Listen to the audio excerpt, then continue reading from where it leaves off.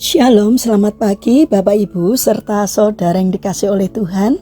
Kiranya berkat, damai sejahtera dan sukacita dari Tuhan Yesus Kristus senantiasa menyertai kita sekalian. Sebelum kita mendengarkan firman Tuhan dan renungan, marilah kita berdoa.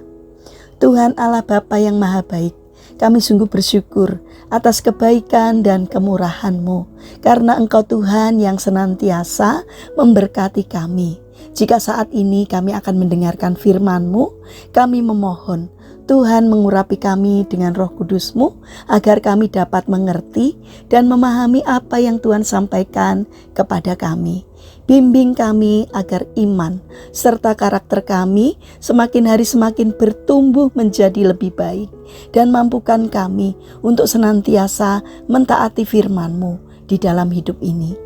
Terima kasih Bapa, di dalam nama Tuhan Yesus Kristus kami sambut berkat firman-Mu. Amin.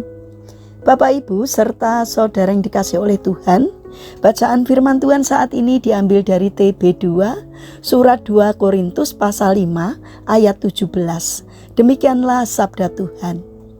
Jadi siapa yang ada di dalam Kristus, ia adalah ciptaan baru, yang lama sudah berlalu, sesungguhnya yang baru sudah datang. Tema renungan saat ini adalah buanglah hal yang sia-sia. Bapak Ibu serta saudara yang dikasihi oleh Tuhan Yesus Kristus, suatu hari ada beberapa orang mahasiswa yang mengunjungi dosen mereka yang terkenal bijak. Mereka ingin belajar mengenai hikmat dari dosen tersebut.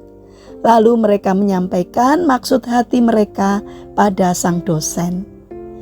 Sementara duduk, sang dosen pun menyuguhkan kepada mereka secangkir teh. Namun ada hal yang tidak lazim dilakukan oleh sang dosen. Ia terus menuangkan teh walaupun cangkir itu telah penuh, dan akhirnya teh itu pun mengalir terbuang kemana-mana.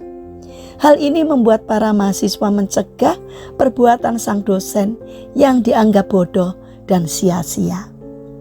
Sambil terus menuang teh tersebut, sang dosen memberi penjelasan. Demikian juga dengan kehidupan kita.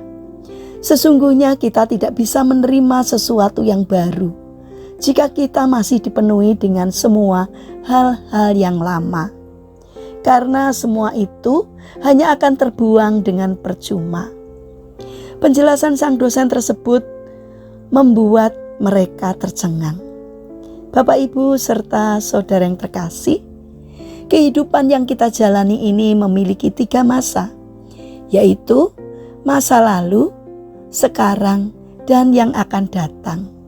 Kehidupan masa lalu dapat dikatakan sebagai kehidupan lama kita yang dipenuhi dengan cara hidup yang sia-sia. Bisa berupa pikiran, prinsip, kecintaan akan dosa, dan kebiasaan-kebiasaan lama yang tidak baik.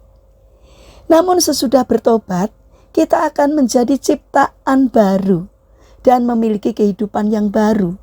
Baru dalam pikiran, hati, maksud, tujuan, pandangan terhadap Tuhan, dan kebenaran. Untuk itulah kita harus meninggalkan cara hidup yang lama, kemudian mengisi hidup ini dengan hal-hal yang baru, agar kita dapat mengalami pembaharuan yang semakin hari semakin sama, serupa dengan Kristus. Untuk dapat mengalami pembaharuan tersebut, kita harus meninggalkan cara hidup yang lama dengan mengambil sebuah komitmen untuk menerima Yesus. Maka kita bisa menjadi ciptaan baru, dan Roh Kudus akan membantu kita mematikan setiap perbuatan-perbuatan lama dan menerima setiap hal-hal baru yang berkenan dan berarti bagi Tuhan. Bapak Ibu serta saudara yang terkasih, Tuhan akan menyatakan hal-hal yang mulia di dalam pertumbuhan rohani kita sebagai bentuk persiapan bagi kehidupan baru yang disediakan Tuhan di surga.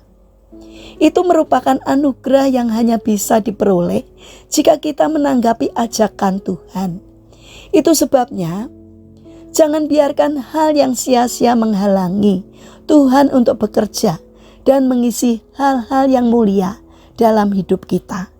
Seperti nasihat Rasul Paulus kepada jemaat di Korintus. Sebagai teman-teman sekerja, kami menasihatkan kamu supaya kamu jangan membuat menjadi sia-sia kasih karunia Allah yang telah kamu terima. 2 Korintus 6 ayat 1. Mari kita bangun karakter untuk bertumbuh di dalam Tuhan, agar kasih karunia yang diberikan Tuhan kepada kita tidak sia-sia. Mari kita berdoa. Tuhan Allah Bapa yang Maha Baik, kami ingin menyerahkan hidup kami kepadamu. Bantulah kami untuk membuang hal yang sia-sia. Mampukan kami untuk menjadi ciptaan baru di dalam Tuhan. Bapa yang Maha Kasih, saat ini kami mendoakan bagi mereka yang mengalami permasalahan dan kesulitan hidup. Kiranya mereka tidak menyerah dalam menghadapi kesulitan, melainkan bangkit berjuang. Kiranya Tuhan memberi kemampuan, setiap kesulitan yang dialaminya kiranya dapat teratasi. Karena kami percaya bahwa Tuhan berkenan hadir untuk menolong mereka. Bagi mereka yang terbaring sakit, kiranya Tuhan memberkati setiap upaya yang mereka lakukan.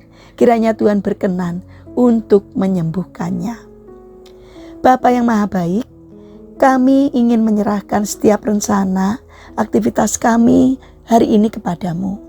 Berikanlah semangat dan ketekunan agar kami dapat menjalankan aktivitas kami hari ini dengan baik.